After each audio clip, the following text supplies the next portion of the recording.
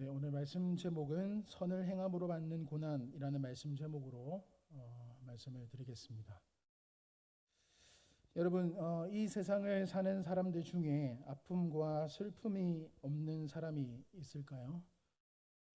물론 없다고 이야기를 할 수 있는 사람이 있을지는 모르겠지만 대부분 사람들은 어찌되었든 간에 한 가지 이상은 고난이라는 아픔을 가지고 살아갑니다. 다만 우리는 마음속에 고난이 없기를 바라면서 또 기도하면서 살아가기를 바랄 뿐인 것 같습니다. 아픔은 우리에게 너무나 큰 슬픔을 주고 큰 힘겨움을 가져다 줍니다. 그러나 그리스도인들은 언제나 선을 행하고 바르게 살아가기를 더 힘쓰고 또 누구에게는 거리낌이 없어야 하는 것은 틀림이 없죠. 하지만 선한 일을 행하면서 살아가다가도 고난을 받을 수 있습니다. 중요한 말씀을 드립니다. 고난을 받을 때에 두려워하거나 겁내지 말고 오히려 선한 일로 고난을 받는 것을 하나님의 뜻으로 여겨야 한다라는 사실입니다. 기억하십시오. 그럼 이제 이것을 말씀을 통해서 다 같이 한번 나누어 보도록 하겠습니다. 베드로전서 3장 13절에서 4장 19절까지는 3장 8절부터 시작된 선을 위한 고난을 다루고 있습니다. 선을 위한 고난은 무엇이겠습니까? 물론 이것은 우리가 다룰 이 본문에만 문제가 있는 것은 아니겠지만 그리스도인들이 아닌 다른 사람들과 함께 사는 삶 속에서 성도들이 살아야 할, 또 성도들이 지켜야 할 일반적인 원칙이 제시되고 있는 것을 볼 수 있습니다. 그래서 베드로는 성도들에게 열심히 선을 행하면 해칠 사람이 없다라는 전제에서 이 13절을 시작하고 있는 것을 볼 수 있습니다. 한번 보겠습니다. 13절을 보면 너희가 열심히 선을 행하면 누가 해하리요? 무슨 말입니까? 만약 지금 여러분들이 늘 선한 일을 하고자 애쓴다면 아무도 해치지 못할 거라는 겁니다. 우선 이 말은 비그리스도인들이라고 해도 선한 사람에게 나쁘게 할 이유가 없다라는 뜻일 수 있다라는 겁니다. 그럼 문제가 뭐냐면 고난을 당연시하는 이 본문 흐름을 본다면 맞지 않는다라는 것이 됩니다. 베드로전서는 다가올 고난을 예상하면서 이 고난 속에서 어떻게 살아야 하는가를 아주 잘 가르쳐 주고 있습니다. 14절과 17절에 고난이라는 말이 계속 언급되고 있습니다. 우리가 지금 여기에서 잘 생각해야 할 것이 있는데 우리는 어떻게 보면 종말론적인 관점에서 한번 생각해 본다면 이미와 아직 아니 사이에서 이 세상과 아주 긴장 관계를 유지하면서 살아가고 있다라는 점입니다. 그래서 아직 이런 삶 속에서 있기 때문에 교회는 고난을 받을 수밖에 없다라는 점입니다. 그래서 교회는 이 세상에 있지만 이 세상을 위하여 있지 않고 어떻습니까? 하나님 나라를 위해서 있기 때문에 고난이 있을 수밖에 없다라는 겁니다. 이 고난의 현장에 바로 그리스도의 몸된 교회의 지체로 사는 우리가 서 있습니다. 그렇다면 우리는 이 고난의 현장에서 어떻게 살아야 되겠습니까? 이 삶의 원리가 바로 오늘 본문입니다. 먼저 첫째로 13절을 다시 보겠습니다. 선을 행하는 이 삶을 살아야 한다라고 본문은 시작을 하면서 이야기합니다. 이 말씀은 선을 열심히 행하라는 의도가 지금 있습니다. 선을 열심히 행하면 해할 사람이 없다. 선을 행하는 삶, 이 삶은 그리스도인들의 정체성을 아주 잘 나타냅니다. 자, 선이 무엇입니까? 하나님의 마음에 아주 합당한 겁니다. 하나님의 마음이 의도하는 삶을 의미합니다. 하나님의 마음, 하나님의 생각이 담긴 것이 율법입니다. 바로 무엇입니까? 하나님의 말씀. 그래서 선은 하나님의 말씀대로 걷는 겁니다.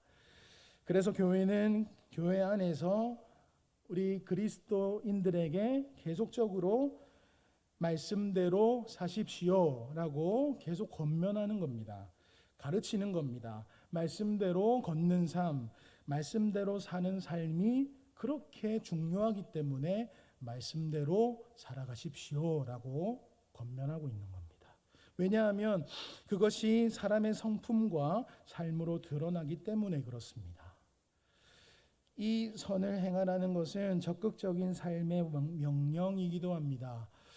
우리가 적극적으로 살아야 할 이 삶의 방향은 바로 선이죠. 하나님의 말씀을 따라서 역동적으로 생명력 있게 나아가는 삶, 바로 그것입니다. 선을 행하는 삶, 선으로 악을 이기는 삶, 바로 고난 가운데 있다 하더라도 우리가 하나님의 말씀을 따라서 사는 것은 바로 하나님의 마음에 합당하게 사는 겁니다. 자, 선을 행하는 삶을 살 때 또 어떻게 하라고 하시냐면 열심히 살라고 하십니다. 자, 우리 그리스도인들은 성경에 어떻게 하라고 합니까? 부지런히 해야 됩니다. 게으르면 안 됩니다. 선을 열심히 추구하는 삶을 살아야 합니다. 저도 보면 열심히 이 부지런함이 저도 좀 부족합니다.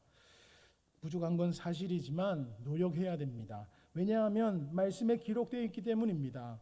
우리는 이렇게 말씀대로 살려고 노력을 해야 됩니다. 우리는 선을 행하는데 바쁜 사람이 되어야 합니다. 다른 일에 바쁜 사람이 아니라 하나님의 말씀대로 바쁜 사람이 되어야 합니다. 다른 말로 하면 무엇입니까? 열정이 있어야 됩니다. 다시 말씀드립니다. 게으름을 피워서는 안 됩니다.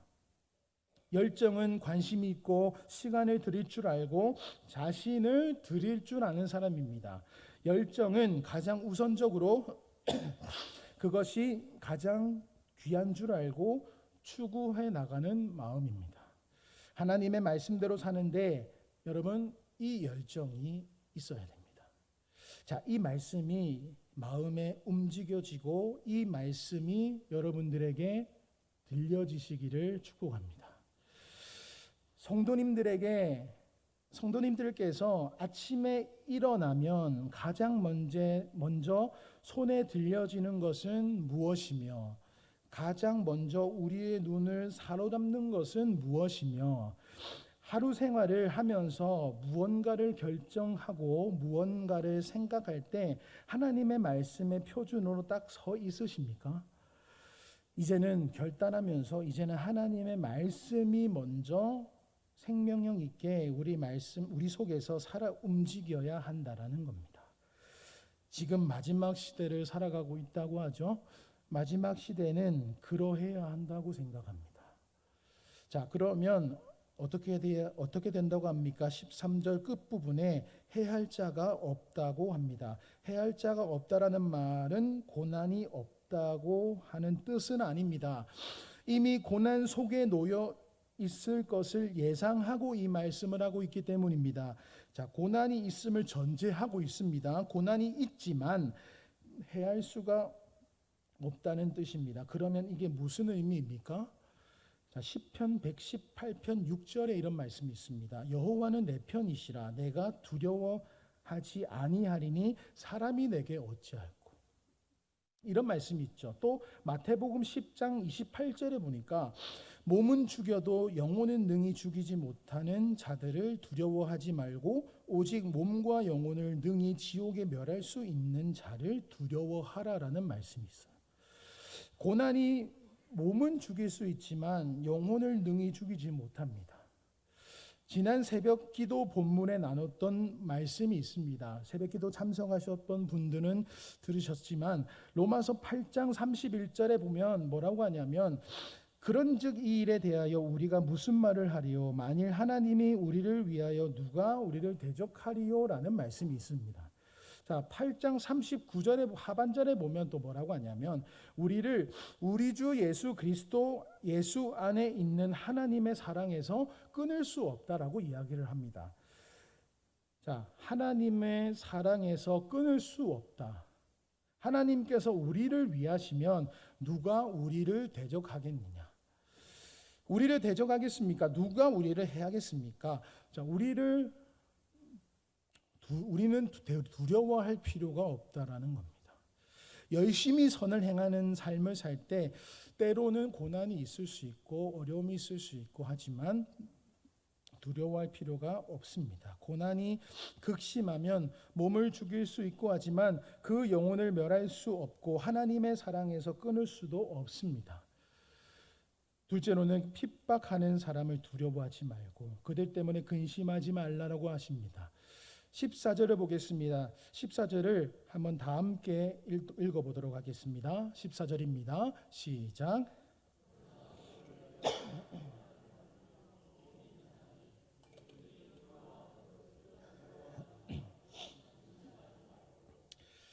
자, 누가 복 있는 사람입니까? 이 세상에서 선을 행하는 사람입니다. 악이 있을 때도 악으로 갚지 말고 살아가는 사람입니다.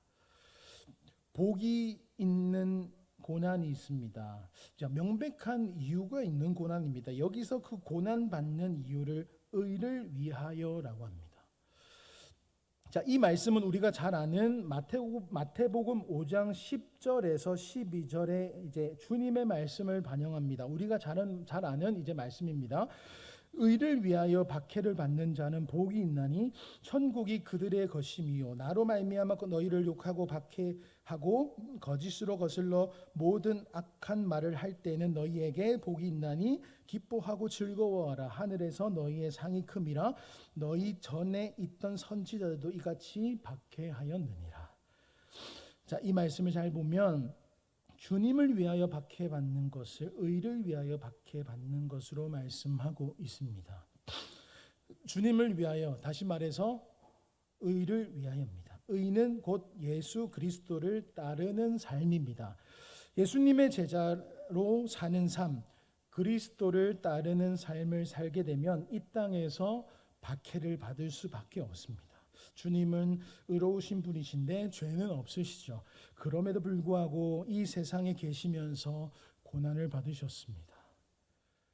심지어 비방도 있었고 모함도 있었고 심지어는 십자가에 못 박히셨습니다. 예수님께서 고난을 받으신 것처럼 예수님을 따르는 우리도 고난이 있다고 하십니다. 의로우신 주님을 따르면 고난이 따릅니다. 이런 고난을 받을 때 가장 마음을 지배하기 쉬운 감정이 무엇이겠습니까? 두려움이지요. 의를 위하여 주님을 위하여 고난을 받기로 우리가 결심했을 때 오기 쉬운 마음은 바로 두려움입니다.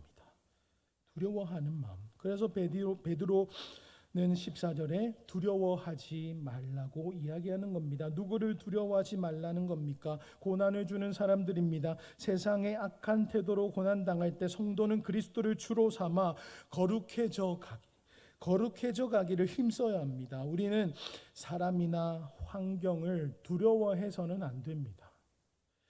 두려워하게 되면 결국에는 타협해져 가는 길로 가게 되고 타협의 길로 가게 되면 결국에는 죄 짓는 길로 가게 되어 버립니다.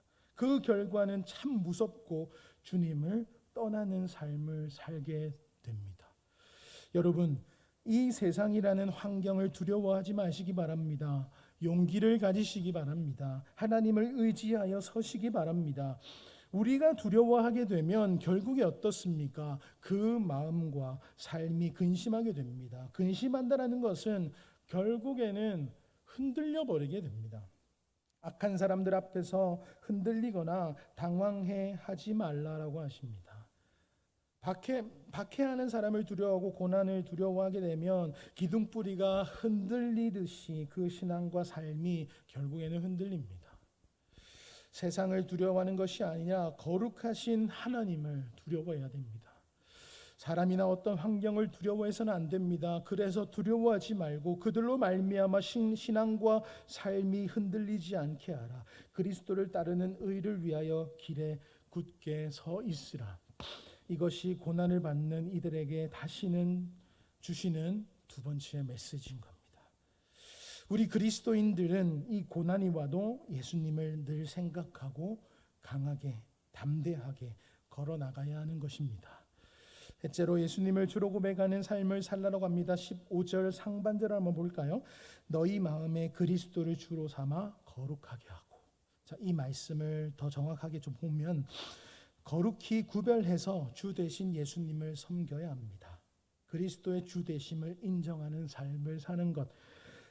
고난 속에서도 우리가 걸어야 할 길은 끝까지 예수님을 주로 고백하는 삶을 사는 것이 아니겠습니까?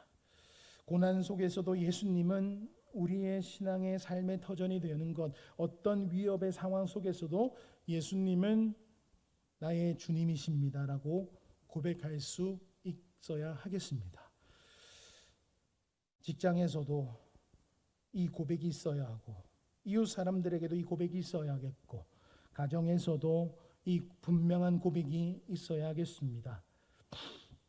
여러분, 어떤 상황에서든지 예수님은 나의 주님이십니다. 이런 고백은 당당할 수 있어야 하겠습니다.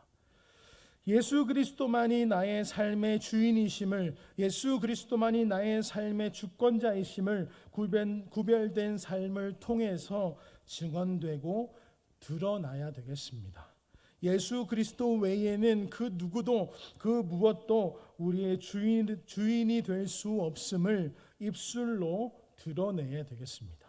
어떤 고난의 상황 속에서도 예수 그리스도는 나의 주인 되심을 고백할 수 있는 이 신앙이 자신의 삶 속에서 삶에 대한 또 주권이 주님께 있음을 고백하는 신앙이, 여러분, 이것이 참된 신앙입니다. 기억하시기 부탁드립니다. 여러분은 이런 고난이 닥쳐와도, 이런 고난이 닥쳐올 때 예수님은 나의 주인이십니다. 주님이십니다. 이런 고백이 입술에서 바로 터져 나올 수 있으시겠습니까? 여러분의 믿음을 한번 점검해 보시기를 바랍니다. 믿음은 이전 시대나 지금 시대나 너무 많은 것을 요구하고 있지요. 너무나 당연합니다. 지금도 많은 사람들은 참된 진리를 모른 채 주님 곁을 떠나가고 있고, 우리는 그런 분들을 위해서 무엇을 해야겠습니까? 지금 전도를 하고 있습니다. 그러면 전도를 하는 것만으로 끝이 나겠습니까? 넷째로, 고난 속에서도 우리는 소망에 대해서는 분명히 대답할 수 있는 삶을 살아야 한다라고 이야기를 합니다. 15절 하반절입니다. 너희 속에 있는 소망에 관한 이유를 믿는 자들에게 대답할 것을 항상 준비하되 온유와 두려움으로. 대답할 것을 항상 준비하라고 합니다. 그런 삶을 살라고 합니다. 너희 그리스도인들이 그렇게 사는 이유가 무엇이냐? 도대체 어떤 소망이 있기 때문에 그렇게 사느냐? 왜 고난 가운데서도 끝까지 예수님을 주님으로 고백하느냐? 왜 다른 사람들은 저렇게 사는데 너희들은 그렇게 살지 않고 이렇게 사느냐라고 물었을 때 명확하게 답변할 수 있는 삶을 살라고 합니다. 자, 다섯째로 16절에 보니까 선한 양심을 가지라고 이야기합니다. 16절에 보니까 선한 양심을 가지라. 이는 그리스도 안에 있는 너희의 선행을 욕하는 자들로 그 비방하는 일에 부끄러움을 당하게 하려 함이라. 선하다라는 말은 하나님의 마음에 일치하다라는 의미를 가지고 있습니다. 선한 양심, 그것은 거듭난 사람이 가지는 겁니다. 선한 양심은 하나님께서 원하시는 것을 따르는 겁니다. 하나님께서 원하시는 그대로 순종하면서 따르는 것은 양심이죠. 양심의 기준은 하나님의 법입니다. 또한 양심은 누군가가 보고 있다라는 그런 의식이라고 합니다. 특별히 하나님께서 보고 있다라는 의식, 이 양심에 따라서 살라고 하십니다. 그래서 사도 바울은 사도행전 24장 16절에 보니까 이런 고백을 하고 있죠. 이것으로 말미암아 나도 하나님과 사람에 대하여 항상 양심에 거리낌이 없기를 힘쓰나이다. 사도 바울도 양심에 거리낌이 없기를 힘썼습니다. 양심은 자신이 믿는 진리를 따라서 그대로 사는 겁니다. 진리를 따라서 사는 삶이 불투명하지 않고 투명한 삶이 양심의 거리낌이 없는 삶, 마음에는 이것이 진리다, 이것이 진실이라고 하면서 밖으로는 그것이 아닌 것처럼 산다면 그것은 양심에 거리끼는 겁니다. 하나님 앞에서도 그러하고 사람들 앞에서도 그러합니다. 어떤 고난 속에 처하더라도 우리는 우리가 믿는 진리 가운데 살아야 하는 겁니다. 이것이 바로 선한 양심을 가지고 사는 겁니다. 우리 그리스도인들이 이 세상 사람들 앞에서 하나님을 말하는 길은 선한 양심으로 사는 겁니다. 디모데전서 4장 2절에도 보면 이 말씀에 자기 양심이 화인을 맞아서 외식함으로 거짓말하는 자들이라고 이야기를 하고 있습니다. 이것도 무슨 말입니까? 양심이 화인을 맞았다라는 것은 양심이 불타버렸다라는 뜻입니다. 양심이 불타버리니까 무엇입니까? 외식합니다. 양심을 따르지 않고 양심을 거슬러 거짓말을 하는 삶을 삽니다. 양심이 불타버리면 그 결과 오는 것이 결국 외식이고 거짓말입니다. 우리 그리스도인들은 이런 양심이 불타버리는 삶을 살아서는 안 되겠습니다. 무슨 말입니까? 고난 속에서도 그리스도인들의 양심은 살아있는 양심, 그런 양심이어야 한다라는 겁니다. 하나님의 목소리를 가지고 있는 양심이어야 합니다. 진리를 진리로 말하고 있는 양심이어야 한다라는 겁니다. 불의로 밝히는 양심이어야 합니다. 이 길이 우리 그리스도인들의 걸어야 할 길입니다. 17절은 이제 결론의 말씀을 합니다. 선을 행함으로 고난받는 것이 하나님의 뜻일진대 악을 행함으로 고난받는 것보다 낫다라고 이야기합니다. 자, 이것도 무슨 말입니까? 훨씬 낫다라고 이야기합니다. 악한 일보다 선한 일을 하다가 고난받는 것이 더 낫지 않겠느냐? 선한 일을 하다가 고난을 받더라도 그것이 하나님의 뜻이라면 더 나은 것이라는 겁니다. 우리 그리스도인들은 자유가 있습니다. 그 자유를 주신 목적이 에베소서 2장 10절 말씀처럼 선을 행함토록 하시기 위함입니다. 고난 받는 것이 힘들고 어렵지만 그것이 하나님의 뜻일 수가 있습니다. 그렇지 않겠습니까? 그러나 그 고난이 악을 행함으로 받는 고난이 아니라 선을 행함으로 주님의 말씀을 따름으로 받는 고난이어야 합니다. 우리 그리스도인은 고난을 받을지언정 하나님 앞에서 선을 행하는 삶을 살아야 됩니다. 주님을 위하여, 의를 위하여 걸어 나가야 됩니다. 이것이 빛으로서의 또 소금으로서의 정체성을 드러내는 삶이어야 합니다. 우리는 또다시 내일부터 시작하는 일주일간의 삶이 늘 그렇다는 건 아니지만 어떻게 보면 고난이 시작될 수가 있을 겁니다. 그렇다면 그 고난의 삶이 살아있는 양심으로서의 삶으로 나아가시기를 바랍니다. 그리고 항상 선한 양심으로서의 가지는 삶을 살아가시기를 바라면서 항상 고난 속에서도 바른 길을 걸어 나가시는 그런 우리 축복된 우리 성도님들이 되시기를 주님의 이름으로 축복합니다.